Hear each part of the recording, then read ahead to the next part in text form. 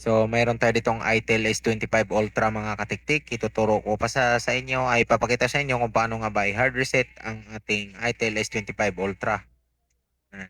So, power off lang natin mga katiktik. Ito ay ginagawa yung iba kapag manalimutan nila yung kanilang password.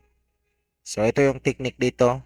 Power switch ng 3 to 4 seconds and then pindutin ulit yung volume down. Tapos pag nakita yung logo, bitawan lahat and then pindutin agad ulit yung volume down. So, nakita nyo naman siguro yung action ng aking mga daliri. Ayan, hanggang sa lumabas itong recovery. Pag lumabas ito, gamit lang tayo ng volume down para itapat dito sa wipe data, factory reset, and then power switch para i-okay. Volume down ulit para mapunta sa factory data reset, and then power switch para mag-okay. And then, reboot system now, power switch ulit.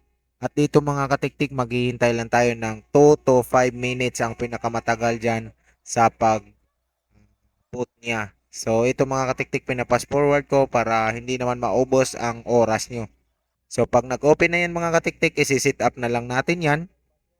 Next na lang yan hanggang makarating tayo sa home screen.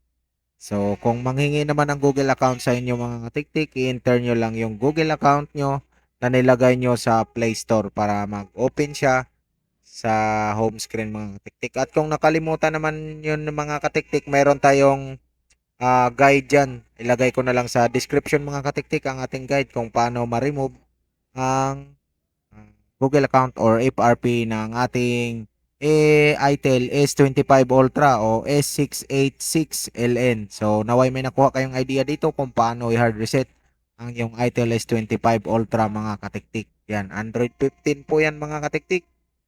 At don't forget to like and subscribe para maging updated ka mga katiktik sa susunod ko na mga video. So, yun, wala nang password ang ating unit. Maraming thank you ulit sa panonood.